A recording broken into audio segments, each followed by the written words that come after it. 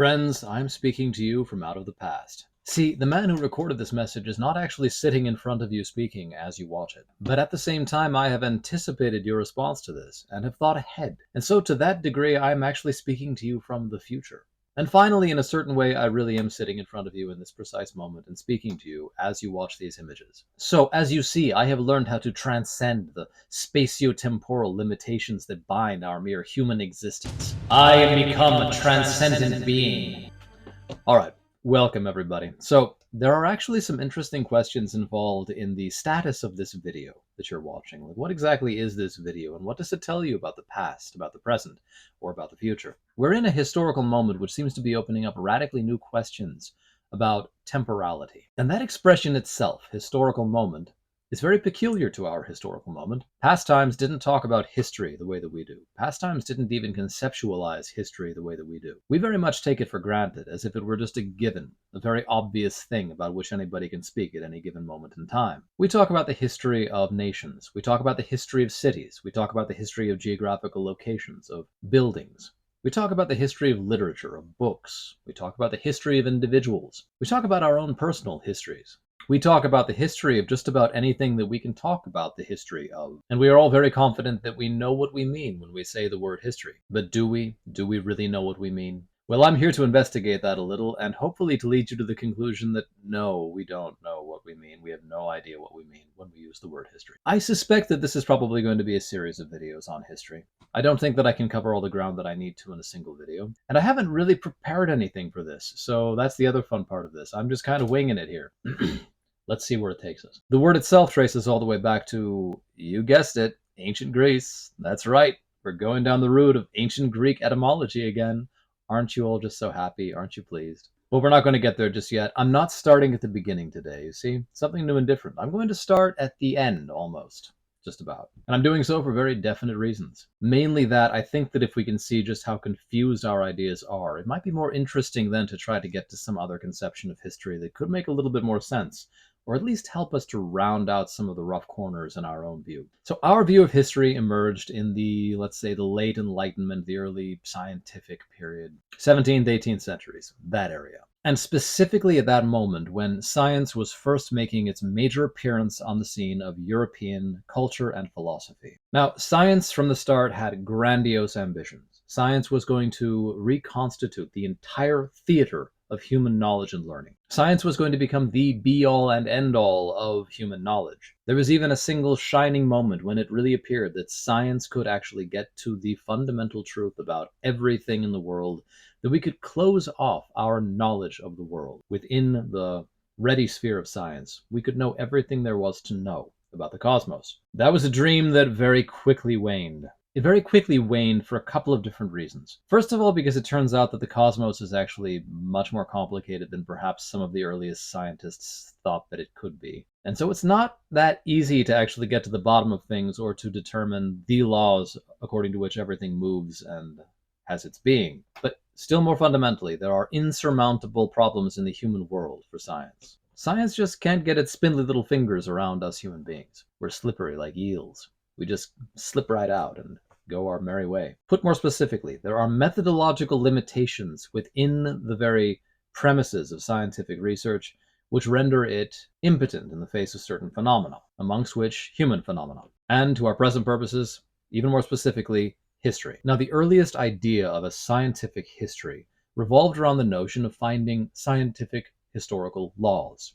The laws which govern the unfolding of historical events. You can see this to a certain extent in Hegel, but Hegel, of course, is very complex and probably not reducible to this particular difficulty. But there were other lesser men who did fall into this error, men like Herbert Spencer, for example, or Henry Thomas Buckle, men whose own limitations of perspective enabled them to embrace the mistake of actually thinking that science would be able to come to some kind of final determination about the unfolding of historical events. Now, all of this depends on a basic limitation of perspective. The idea that history can be resolved to a number of very specific principles, and that through the scientific understanding of these principles, we can come to any kind of final assessment or adjudication about everything that happened in history. This depends very much on one's own limitations of view. To believe that such is possible with history, you have to believe that even the present moment in which we're living can be reduced to such principles.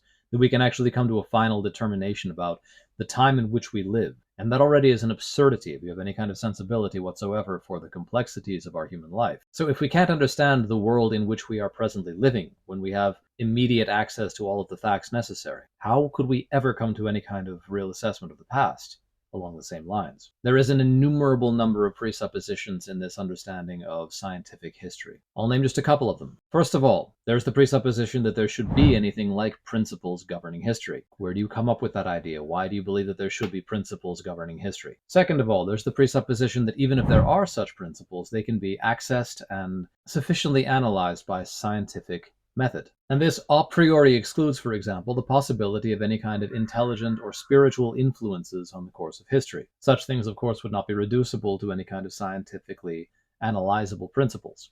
So you just have to imagine that those things don't exist at all. You have to relegate them, that is to say, to the realm of superstitions, of past errors of perspective. You have to presuppose that all of the human beings over the course of our history who have conjectured or imagined the influence of such beings were simply out of their minds or suffering from a really profound kind of ignorance. You have to be a good modern with all of our modern arrogance, in other words, to embrace this view. A further presupposition: even if there are such principles that govern the general courses of history, that's not necessarily to say that all of the things that ever happened in the course of history were governed by the same principles. There might be different categories of things. There might be some things that are governed by these principles and other things that are not. Fourth presupposition: history has always been the same. It has always unfolded in exactly the same way. There is a consistency and a coherency to history, which means that if we look at any given part of history and we understand the laws that regulate it, we can understand the whole of history by means of the same laws. These are just four presuppositions, and there are many others included in this view. And all of these presuppositions are entirely gratuitous. They stand on no ground whatsoever but the mere wanting them to be true of the scientific historian. And that's not even to come down to the practical difficulties of this scientific view of history. The most important of these being, how can you ever actually identify these principles? The scientific method depends, among other things, on the ability to isolate variables and to reproduce experiments. But history is bound up in time. You cannot extract history from time. You cannot set one history side by side with another history in such a way that you can isolate the basic variables, perform tests, and see how those change the outcome of events. We cannot go back to the beginning of the political history of the United States, for example, make England win the war, and then see what would have happened with the country after that. We cannot rewrite the Constitution in such a way as to prohibit slavery from the start to see how that would have panned out. See, the past is set in stone. The past cannot change. This is one of the peculiarities of our human existence, our temporal human existence. We have in the future in front of us this vast sea of indeterminacy. We have in the past this crystallized forest of acts already done, fait accompli, things that can't be turned back or changed. And we have in the present this moment that rides between these absolutely incommensurate and even incongruous kinds of possibility. This is the power of human regret. This is the power of the question, what if? If I could go back into the past and change something. If I could undo that deed that I did. If I could do that thing that I didn't do. If I could only have met a certain person 20 years ago. How would my life be different now? How would that change things? The scientific historian wants to ask this question and can't. The scientific historian ideally would be able to go into the past, change this or that variable of the past, and then see how things pan out. Barring that, it's completely unclear how you would ever come to any kind of scientific evaluation of the principles of history. Our condition as human beings seems to prohibit the entry of science into the field of history. So what is left for us then? If history cannot be a science, where does that leave us? First of all, as an aside, it should leave us with a very clear comprehension of the fact that science can't understand everything and can't even understand many of the most important things. So the scientistic approach to the world is absolutely ludicrous and uncalled for. Just an aside. But beyond that, it leaves us with a very curiously crippled idea of history. Because the idea of history that we all have is in some ways premised on this idea of a scientific approach to the past. You eliminate the scientific part of that approach, and you just have the approach to the past. But an approach to the past that still wants, in some way, to get near to that science that it so loves. It's like a lover craving his distant beloved and not able to get as close to her as he'd like. And this is where the contemporary idea of history really comes in. One of the thinkers who stated our contemporary notion of history, I think with the most admirable brevity, would probably be Leopold von Ranke. Von Ranke was a 19th century German historian, and he called history the study of what really happened. That sounds so straightforward. That sounds so nice. What really happened? Sadly, there's nothing straightforward or nice about it, because what really happened is entirely unclear for a lot of different reasons. Consider your own life. Do you really know what happened in every moment of your life? I should guess probably not. I should think that there are probably moments of a degree of uncertainty in your past. We are not quite sure what you did or why, or what somebody else did or why. You might have tolerable clarity about the external circumstances, the way that events kind of played out around you. But the trouble is, if you can't come to that kind of certainty even about your own life, with which you are intimately familiar, how in the world are you going to come to any kind of certainty like that about the past? The course of time following von Ranke, and this kind of very utilitarian and pragmatic view of history, could almost be summed up as the progressive philosophical dismantling of this approach to historical fact. It starts innocently enough. In order to get to what actually happened in the past, you of course have to question the perspectives that are given to you on the past. You can't simply take those for granted. We all know the famous saying that history is written by the victors. This is not a recent discovery. Everyone has always known that people who are successful and arrive in positions of power can, for instance, defame or slander their enemies, praise their allies and their relatives to the skies, and even outright lie about what they have and have not done. This is an old problem in history, and all human beings everywhere have always known this. Human beings aren't stupid. We notice these things. So in the first place, you've got to get beyond the limited perspectives which are given to you on history. But you can only do so by having reference to other limited perspectives. There cannot be an objective presentation of historical fact, because all presentations of historical fact are always, at the very least, selective. People choose some things to talk about, and other things they just kind of sweep under the rug. At the very least, at the very minimum, they decide what's important and what's not. And that's not even to speak of the various human agendas that can get involved in all of this.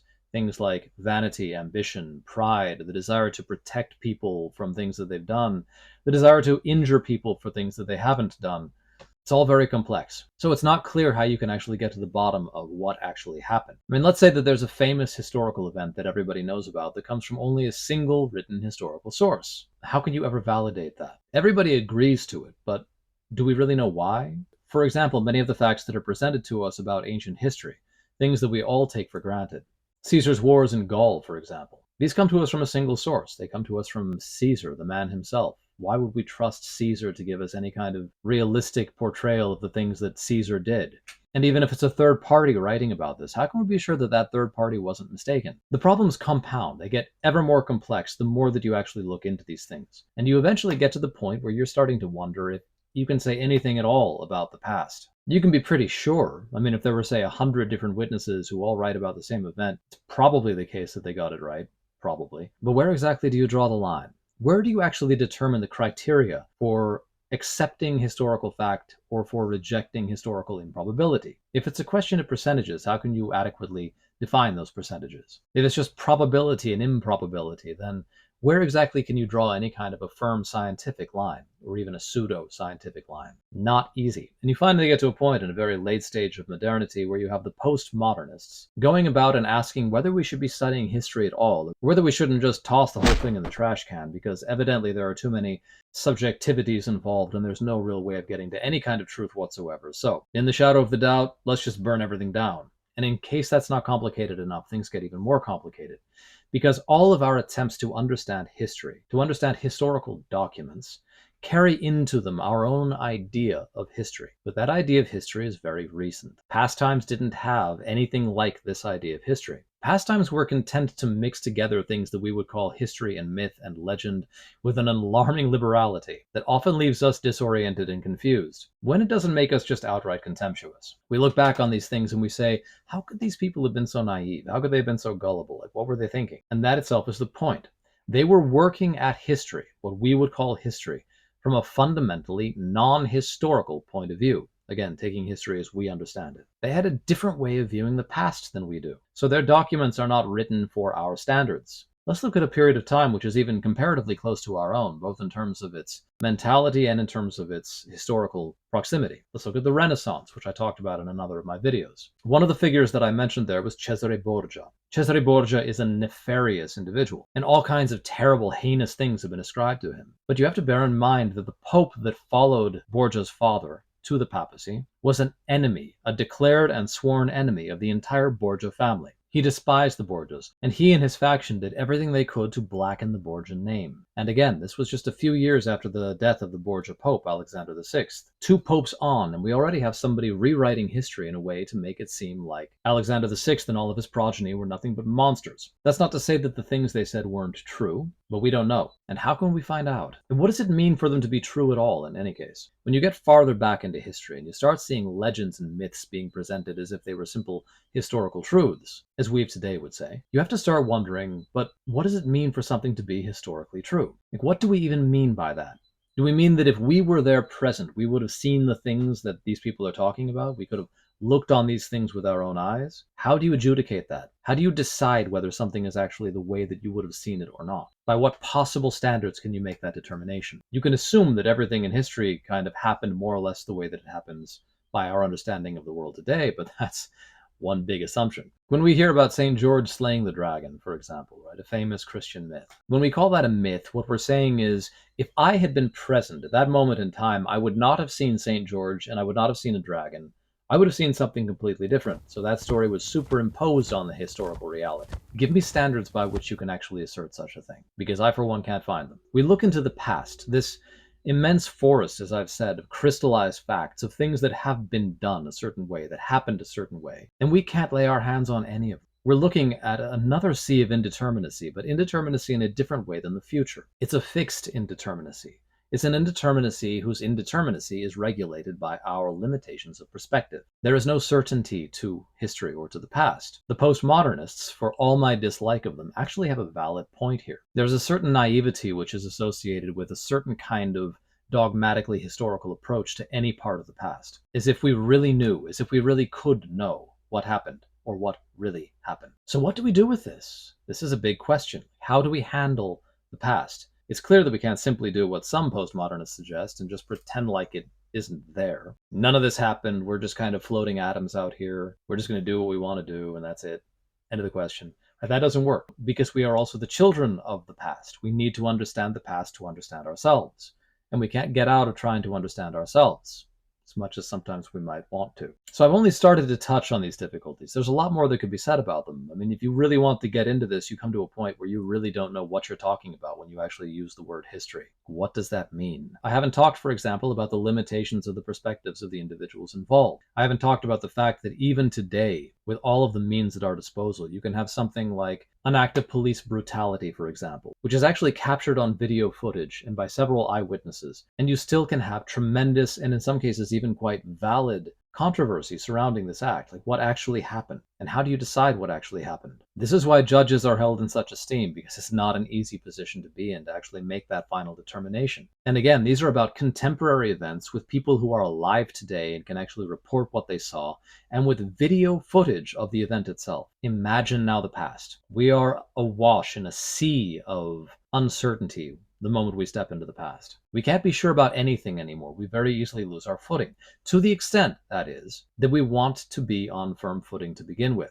And this, I think, is the key. We go into the past with this idea of history attached to it. We go into the past with a certain scientific mindset. So the question is, are there other possible ways of viewing the past? Are there other ways of seeing the past? Other ways of analyzing the past? Other ways of understanding the past? So what I'll do in future videos is I'll try to give some sense of how other times have understood the past, how other historical moments, other geographical regions have gone into the past with fundamentally different eyes than our own, and how this might be useful for us as well. And I mean this even in our personal lives. I think that we're probably more susceptible than we realize to burying these same limited perspectives into our own understanding of our own past. Like when we go into our past and we really try to suss things out and to figure out what happened with us and why, I think we're very often prone to trying to do so in a way which is very rigidly historical, very rigidly scientific almost. And that might be the wrong way to approach even our own past. This is part of the great value that adheres, for example, to being able to talk about these things with friends and people that you love, because they're able to give you a perspective on events that you don't actually have. So the question here is, can we do something similar for the past as such? Is there a way of getting to the truth of the past in any way whatsoever, in any sense of that word truth? And can past times help us to see that with a greater degree of clarity and to break us out of our own rigidly held beliefs, which are so deeply informed by scientism and by certain very literalistic and factual interpretations of things. I've got a lot to say about that, so we'll see where this takes us. I don't know how many videos this is going to end up being. It could easily end up being 3 or more. There might only be another one. I don't know. I'm riding this wave where it carries me, friends, so I hope you'll join me. And I hope that this analysis of our contemporary idea of history has been somewhat useful or revelatory in some way. I look forward to hearing your thoughts. I'm interested to hear if anybody just basically disagrees with me about any of this and thinks that history is perhaps more concrete and stable and solid than I think it might be. Do leave me comments if the spirit takes you. Do leave a like on this video if you enjoyed it, and share it. Share it with friends and family. That way this moment, this historical moment, can be crystallized in all of our consciousness, and we will know exactly what happened in the mind of John Bruce Leonard on such and such a date. I don't know what today's date is. History's complicated. It's not clear. Okay, anyway, enough of this. Thank you so much for joining me. Please remember to sign up for my Substack as well, where I've got an ongoing serialized novel, a Western. Subscribe to my channel if you haven't done so already. You'd be most welcome aboard. And I'll see you next time for more random reflections on the past. Thanks and farewell. Hey!